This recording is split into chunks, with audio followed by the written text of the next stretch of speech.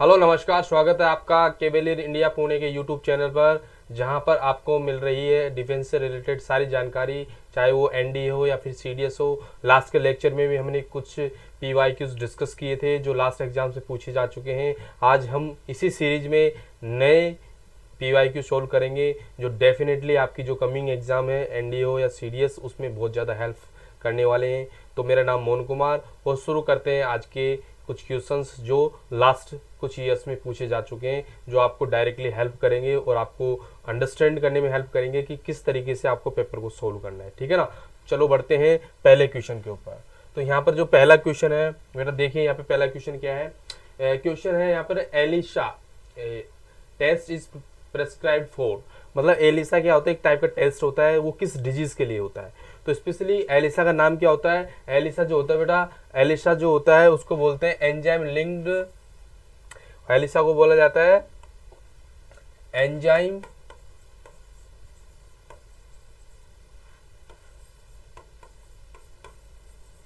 Linked immuno सोर्वेंट एसे, समझ में आया, इम्यूनोसॉर्बेंट एसे। और यह जो टेस्ट होता है बेटा बहुत ही जो सीरियस डिजीज होता है जैसे कि एड्स, इसके लिए किया जाता है। ठीक है ना। तो पहले का आंसर क्या हो जाएगा, डी। ठीक है, ओके। नेक्स्ट होता है restriction enzymes are those enzymes that, first of all restriction enzymes क्या होते हैं। रेस्ट्रिक्शन एंजाइम्स वो एंजाइम्स होते हैं जो डीएनए को कुछ स्पेशल जगह से काटने में हेल्प करते हैं। ठीक है ना। तो डीएनए को काटने में जो हेल्प करेगा वो रेस्ट्रिक्शन एंजाइम होगा। तो ये आरएनए को कट करते हैं, बिल्कुल गलत बात है, आरएनए को कट नहीं करते। उसके बाद में ये भी गलत है कि कट दी सिंगल स्टैंडर्ड डीएनए, ये भी नहीं होता। कट दी डबल स्टैंडर्ड डीएनए, बिल्कुल सही बात है। तो यहाँ पर थर्ड आंसर करेक्ट हो गया। तो आपको याद रखना है रेस्ट्रिक्शन एंजाइम्स जो होते हैं बायोटेक्नोलॉजी में यूज किए जाते हैं, और वो एंजाइम्स ऐसे होते हैं जो डीएनए को कई स्पेशल जगह से काटने में कैपेबल होते हैं। ठीक है ना। तो उनको बोलते हैं क्या, उनको बोलते हैं रेस्ट्रिक्शन एंजाइम। और रेस्ट्रिक्शन एंजाइम आपकी नॉलेज के लिए बता दूं कि ये दो टाइप्स के होते हैं। ठीक है ना। एक तो होते हैं एक्सोन्यूक्लियस और एक होते हैं एंडोन्यूक्लियस। एंडोन्यूक्लियस जो होते हैं वो डीएनए को मिडिल पार्ट से काटते हैं, कहीं से भी काट देंगे। ठीक है ना। और जो कॉर्नर साइड पे काटने का काम करेंगे वो करेंगे एक्सोन्यूक्लियस। ठीक है, चलो बढ़ते हैं नेक्स्ट क्वेश्चन की तरफ। Which among the following is the chemical knives scissors used in the genetic engineering. अब जेनेटिक इंजीनियरिंग में क्या होता है, डीएनए को काटने के लिए कौन से एंजाइम्स यूज किया जाते हैं जिनको केमिकल सीजर्स भी बोला जाता है। आणविक कैंचियां जो होती है, मतलब जो केमिकल सीजर्स होता है जो डीएनए को काटने का काम करता है। जो अभी हमने पढ़ा था रेस्ट्रिक्शन एंजाइम जो होते हैं वही क्या होते हैं, केमिकल सीजर्स होते हैं। तो मैंने आपको बताया तो दो टाइप्स के होते हैं, एक तो होता है एंडोन्यूक्लियस और दूसरा क्या होता है बेटा, एक्सोन्यूक्लियस होता है। क्या होता है, एक्सोन्यूक्लियस। और इसका फंक्शन मैं आपको बता चुका हूं। ठीक है, समझ में आया ना। तो यहां पर क्या है, आंसर क्या हो जाएगा, एंडोन्यूक्लियस हो जाएगा। ठीक है ना। चलो next question. Which among the following is the first hormone produced by genetic engineering. Genetic engineering के द्वारा सबसे पहले फर्स्ट हार्मोन कौन सा प्रोड्यूस किया गया। तो आपको एक स्टोरी बताते हैं। जैसे कि पहले क्या था, इंसुलिन जो था वो डायबिटीज पेशेंट्स के लिए अवेलेबल जो करवाया जाता था, वो पहले पिग्स या फिर किसी अन्य जानवर को मारकर उसकी पैनक्रियास से इंसुलिन हार्मोन कलेक्ट किया जाता है, और वो क्या होता था, ह्यूमंस में एलर्जिक पैदा करता था। ठीक है ना। तो लेकिन जेनेटिक इंजीनियर बायोटेक्नोलॉजी का यूज करके क्या किया, जिस जीन को वहां से कलेक्ट किया इंसुलिन के जीन को, और उसको मल्टीप्लाई किया गया, मतलब आराम से उसको इंडस्ट्रियल लेवल पर अवेलेबल करवाया गया और आसानी से उसको लेबोरेटरी में बनाया गया। ठीक है ना। तो वो जो था सबसे पहले कौन सा था बेटा, इंसुलिन। तो यहाँ पर करेक्ट आंसर हो जाएगा इंसुलिन। ठीक है ना। तो इंसुलिन एक पहला हार्मोन था जो जेनेटिक इंजीनियरिंग में बनाया गया। ठीक है, next. Which one of the following is not constitute of biogas. Biogas जो होती है बेटा एक्चुअली क्या होती है, CH4 होती है। ठीक है ना। तो यहाँ पे क्या होगा, जिसको मीथेन तो होगा ही होगा, उसके अलावा क्या होता है, कार्बन डाइऑक्साइड भी इसका एक कॉन्स्टिट्यूट हो सकता है। उसके अलावा हाइड्रोजन तो होता ही है, नाइट्रोजन डाइऑक्साइड से नहीं होगा। NO2 कभी भी इसका कॉन्स्टिट्यूट नहीं हो सकता, क्योंकि NO2 is a different gas. ठीक है ना, जो कभी भी बायोगैस में लाइक उसका कॉन्स्टिट्यूट नहीं बन सकती है। तो यहाँ पे करेक्ट आंसर क्या हो जाएगा आपका, मीथेन। सॉरी, यहाँ पर करेक्ट आंसर हो जाएगा, क्योंकि नोट पूछा है ना, is not the constitute of the biogas. ठीक है। तो यहाँ पे करेक्ट आंसर हो जाएगा डी। ठीक है ना। करेक्ट आंसर क्या हो जाएगा, डी हो जाएगा। ठीक है, next. If excess fertilisers is applied to a plant without water, the plant will, तो मान लीजिए कोई प्लांट है, ठीक है ना, कोई भी प्लांट है जो मान लीजिए ग्रो कर रहा है, ठीक है, और उसको आपने क्या किया, उसके ऊपर आपने नमक छिड़क दिया या मतलब साल्ट छिड़क दिया या फर्टिलाइजर डाल दिया, ठीक है ना। अब फर्टिलाइजर अगर आपने डाल दिया तो उससे क्या फर्क पड़ेगा, उससे क्या फर्क पड़ सकता है, आप बिल्कुल अंदाजे से कहिए। तो देखिए क्या होता है, वाटर का जो मूवमेंट होता है वो high concentration to low concentration है। तो क्या हो सकता है कि अगर मान लीजिए आपने सॉल्ट या फिर फर्टिलाइजर अप्लाई किया तो उसमें क्या होता है बेटा, उसमें जो मिला लाइक एक सोलवेंट और सोल्यूट्स, तो सोल्यूट्स की मात्रा ज़्यादा होती है। तो बाहर जो पेस्टिसाइड्स होगा, सॉरी जो फर्टिलाइजर होगा या फिर सॉल्ट होगा, उसके अंदर क्या होगा, जल की मात्रा, वाटर का लेवल कम होगा। तो वाटर का लेवल अगर कम होगा और इसके ऊपर क्या है बेटा, इसके ऊपर क्या आपने फर्टिलाइजर अप्लाई किया हुआ है, ठीक है ना, इसके लीव्स के ऊपर, तो इससे क्या होगा, लीव्स के अंदर तो वाटर कम हो जाएगा, वो सॉरी वाटर का लेवल क्या है, ज्यादा हो जाएगा, और बाहर क्या होगा, कम हो जाएगा। तो वाटर के जो होता है वो कहाँ से, लीव से बाहर निकल जाएगा, क्या हो जाएगा, प्लाज्मोलाइसिस हो जाएगी, वहां की सेल गैस सिकुड़ जाएगी, ठीक है। तो इसका सर करेक्ट आंसर जो है वो ये है बेटा, जो सेल है वो डाई हो जाएगी, मर जाएगी, किसके लिए, प्लाज्मोलाइसिस के लिए। प्लाज्मोलाइसिस होने की वजह से क्या होगा, जितने भी सेल्स है वो खत्म हो जाएगी, ठीक है ना, जितनी भी सेल्स है वो खत्म हो जाएगी, ठीक है, यस। अब नेक्स्ट दीजिए, what are the components of the fungicides, Bordeaux mixture, Bordeaux mixture बिल्कुल ध्यान रखिएगा आपका। तो इसका जो मेन जो कॉन्स्टिट्यूट होता है वो होता है बेटा copper sulphate and calcium hydroxide, ठीक है ना, copper sulphate and calcium hydroxides, ठीक है ना, ओके। तो ये बोर्डेक्स मिक्सचर जो होता है ये calcium sorry copper sulphate and calcium hydroxide के द्वारा बना होता है, ठीक है। चलो उसके बाद बात करते हैं नेक्स्ट क्वेश्चन की, in the rice field which of the following is use as the bio fertiliser, ठीक है। बायो फर्टिलाइजर मतलब जिसमें डेफिनेटली कोई लाइक लिविंग ऑर्गेनिज्म हो सकता है, बैक्टीरिया हो सकता है या फिर कुछ एलगी हो सकता है, कुछ भी हो सकता है, उसको as a bio fertiliser use किया जाता है, जो क्या करता है लाइक किसी फसल को अच्छे से बनाने में और किसी फसल को वेल ग्रो होने में हेल्प करता है, ठीक है ना। तो आपको बता दो बेटा, जो एजोला होता है, एजोला वो यहाँ पर करेक्ट आंसर है, एजोला, ठीक है ना। तो ये एग्जैक्टली क्या करता है, बायो फर्टिलाइजर सबसे ज्यादा यूज होता है किसमें, राइस फील्ड में, ठीक है ना, yes. From which plant listed below maximum amount of ethanol for biofuel is obtain, ठीक है। मैक्सिमम अमाउंट ऑफ इथेनॉल मतलब बोले तो C2H5OH, ठीक है ना, ये किससे प्राप्त होता है, फॉर बायोफ्यूल पर्पज से, ठीक है ना। तो आपको पता है इंडस्ट्रियल लेवल पे सबसे ज्यादा जो यूज किया जाता है for like maximum amount of alcohol, ठीक है ना। तो इसके लिए सबसे ज्यादा यूज किया जाता है बेटा शुगर केन। तो यहाँ पर answer D is correct answer, समझ में आया ना, आंसर डी जो होगा बेटा वो करेक्ट आंसर होगा, ठीक है ना। तो शुगर केन यहाँ पर करेक्ट आंसर है, ठीक है। चलो नेक्स्ट क्वेश्चन,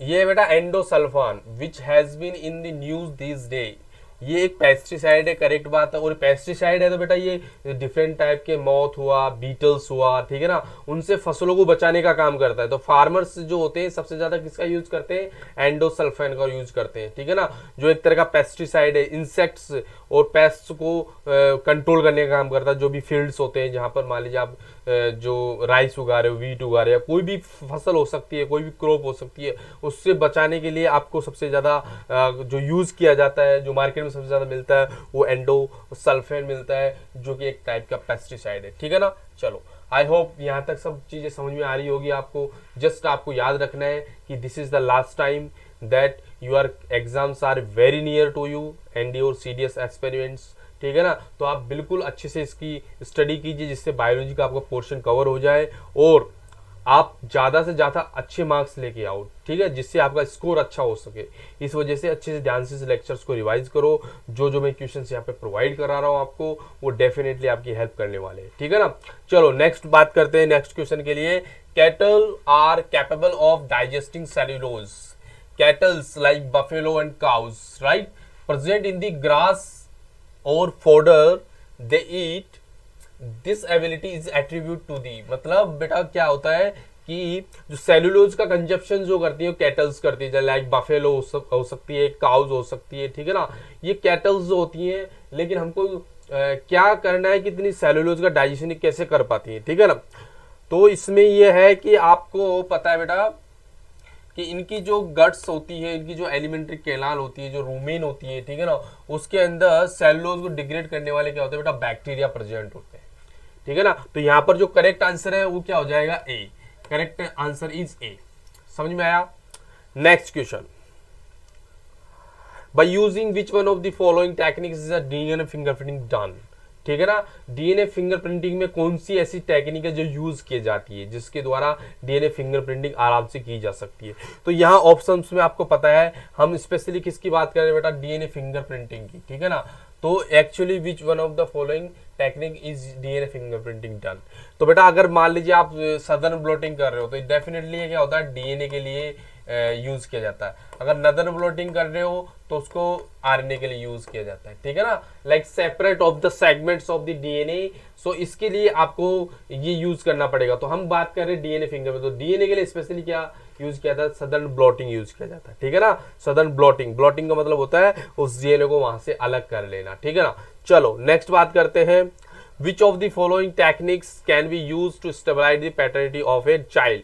मान लीजिए हॉस्पिटल्स है, हॉस्पिटल्स में क्या होगा, न्यूबॉर्न बेबीज हैं जो आपस में एक दूसरे की शक्ल भी नहीं जानते, उनके पेरेंट्स से ज्यादा मिलती जुलती भी नहीं है, लेकिन बाई चांस क्या होता है कि उनके चाइल्ड जो होते हैं, उनके बच्चे जो होते हैं कभी कभी एक्सचेंज हो जाते हैं, ठीक है ना। एक्सचेंज हो जाते हैं बाई मिस्टेक हो सकती है, बाई एज ए रीजन हो सकता है, ठीक है ना। तो इस वजह से और उसको फिक्स करने के लिए कि किसका कौन पिता है या फादर और किसके पेरेंट्स कौन है, उसको डिसाइड करने के लिए बेटा डीएनए फिंगरप्रिंटिंग ही हेल्प करती है।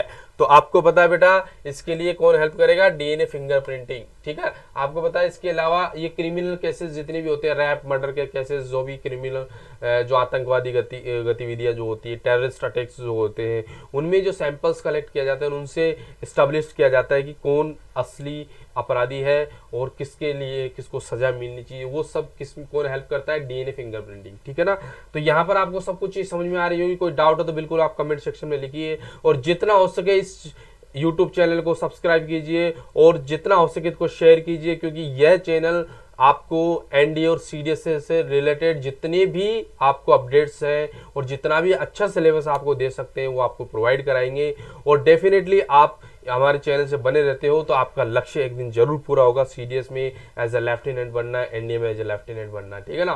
तो ये आपके लिए इंपॉर्टेंट है कि आप बिल्कुल अपना ध्यान यहाँ पर लगा के रहिए, ठीक है। नेक्स्ट क्वेश्चन देखिए, the genetically engineered golden rice is rich in which of the following. तो बेटा आपको पता है गोल्डन राइस जाना जाता है बेटा विटामिन ए के लिए, ठीक है ना। किसके लिए, विटामिन ए के लिए जाता है, लेकिन इसके कुछ प्रिकर्सर्स होते हैं जो इंपॉर्टेंट होते हैं। तो यहाँ पे होता है beta carotene and folic acid, sorry ये भी नहीं हो सकता, तो इसके लिए हो सकता है बेटा सी आंसर इसका करेक्ट होगा, ठीक है ना, बीटा कैरोटीन एंड आयरन, ठीक है। तो इसमें क्या होता है, जो आयरन और ये क्या होता है प्रिकर्सर्स होते हैं, ठीक है।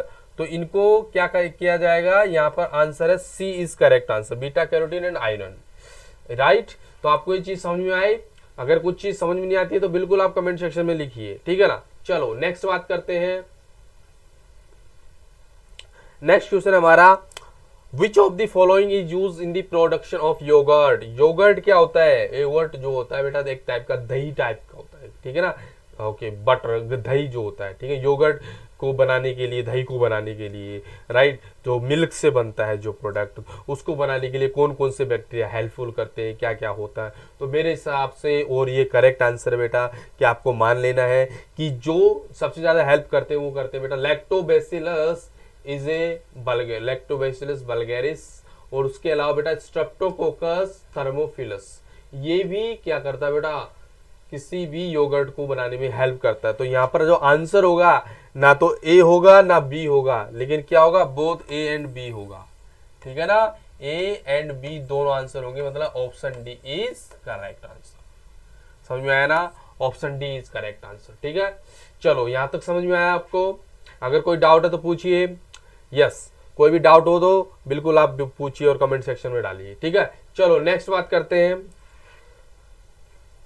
नेक्स्ट क्वेश्चन के लिए, the macronutrients provided by the inorganic fertilisers.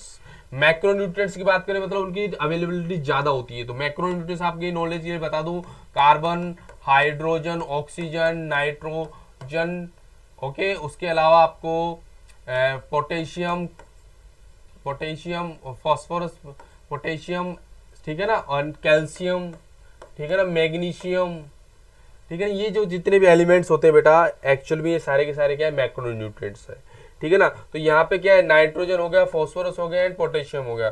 तो ऑप्शन डी इज करेक्ट, ठीक है ना, ऑप्शन डी इज करेक्ट। ये क्या है बेटा, ये होता है, क्या होता है एक्चुअली, ये जो होता है ये मैक्रोन्यूट्रिएंट्स होते हैं, ठीक है ना। चलो नाउ यहाँ ये बहुत सिंपल क्वेश्चन है, इसका आंसर आप आराम से दे सकते हो। इसमें क्या बोला है कि विच one of the following groups of items contains only biodegradable items, ठीक है ना। बायोडिग्रेडेबल मतलब जो ऑटोमेटिकली नेचर के द्वारा डिग्रेड किया, जैसे कि नष्ट हो सके, जिनको ज़्यादा टाइम नहीं लगता, जैसे प्लास्टिक्स जो होती है, पॉलीथीन्स जो होती है बेटा, ये बहुत लंबे टाइम तक ज़मीन पे पड़ी रहती है, जिससे सॉइल इरोजन होता है, सॉइल पॉल्यूशन होता है और ये डिग्रेड नहीं होते, ठीक है ना। जिससे क्या है कि वेस्ट बहुत बड़ा, वेस्ट मटेरियल जो होता है अर्थ पे बहुत ज़्यादा बढ़ता जा रहा है, ठीक है ना, और इन्वायरमेंट अनबैलेंस हो रहा है। तो इसके लिए आपको क्या करना है, बायोडिग्रेडेबल प्रोडक्ट्स जो है वो ऐसे प्रोडक्ट्स होते हैं, जो होते तो लिविंग प्रोडक्ट्स ही हैं और वो डायरेक्ट आराम से उनको बायोडिग्रेड मतलब माइक्रो ऑर्गेनिज्म के द्वारा उनको डिग्रेड किया जा सकता है।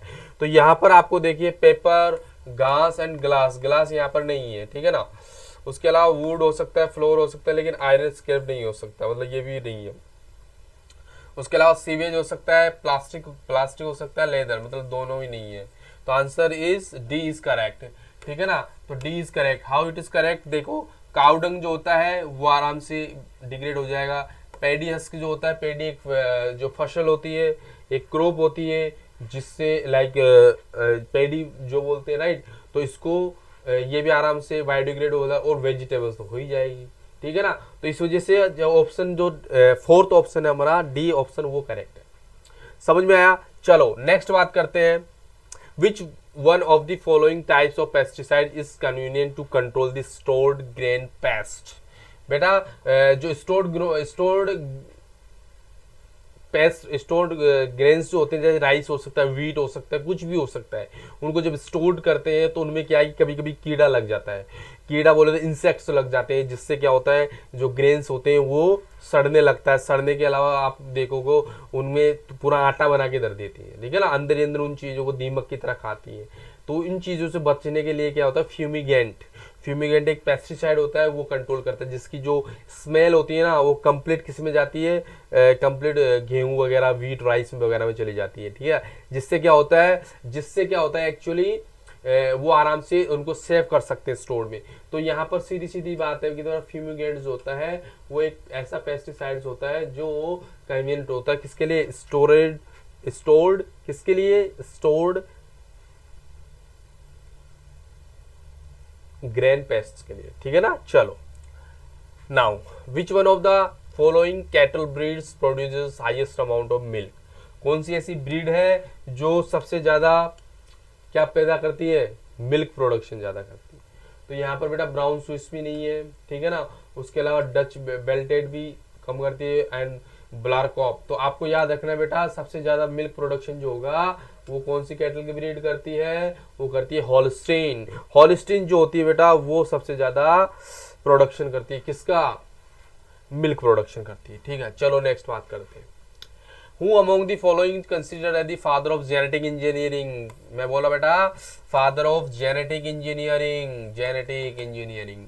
अब सबको ये कंफ्यूज होगा जी इंजीनियरिंग, जेनेटिक इंजीनियरिंग क्या होती है। तो जेनेटिक इंजीनियरिंग जो होती है बेटा जेनेटिक लेवल पे होती है, मतलब आप कोई भी ट्रीटमेंट कर रहे हो, आप किसी भी चीज को सुधारने की कोशिश कर रहे हो, तो वो आप क्या कर रहे हो बेटा, डीएनए और आरएनए के लेवल पे कर रहे हो। किसके लेवल पर, डीएनए और आरएनए के लेवल पर कर रहे हो, समझ में आया, ठीक है ना, डीएनए एंड आरएनए के लेवल पे कर रहे हो, राइट। हाँ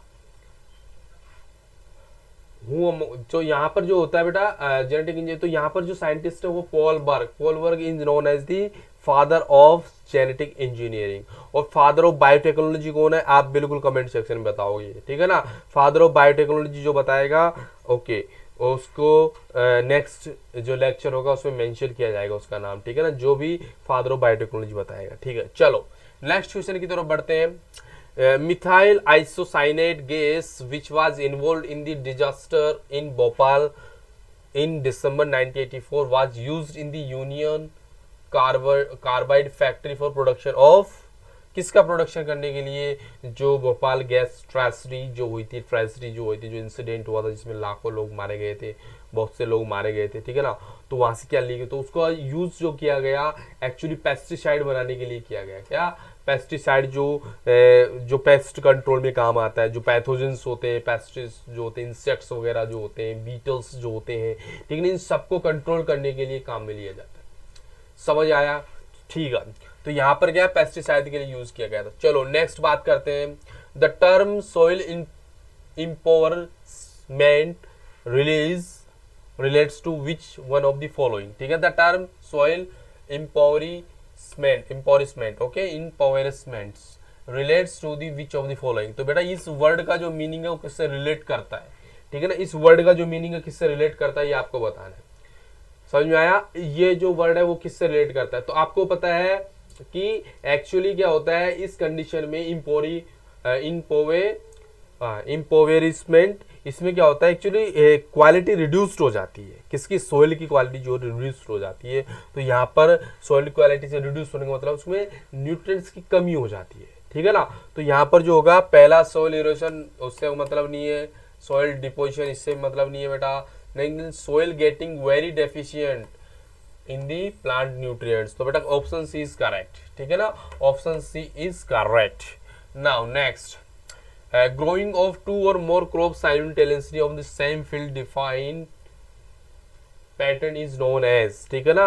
तो आपको क्या करना है, यहाँ पर आपको ये करना है कि आपको ये बताना है कि अगर मान लीजिए 2 क्रॉप्स आप अल्टरनेटिव फॉर्म में एक फील्ड में उगा रहे हैं, एक खेत में उगा रहे हो, तो आप उसको क्या बोल सकते हैं। तो लाइक एक अंतर होता है, तो एक तरह से एंटर हो गई ना उसके अंदर, तो उसको बोलते हैं इंटर क्रॉपिंग बोलते हैं। तो सेकंड ऑप्शन इज करेक्ट, ठीक है ना, इंटर क्रॉपिंग बोला जाता है उसको। चलो now fertilizers are used to obtain higher yields of crops. However, all nutrients are usually not available in fertilizers. Which one of the following nutrients is usually not available in fertilizers? तो बेटा fertiliser में ऐसा कौन सा element है जो available नहीं होता है।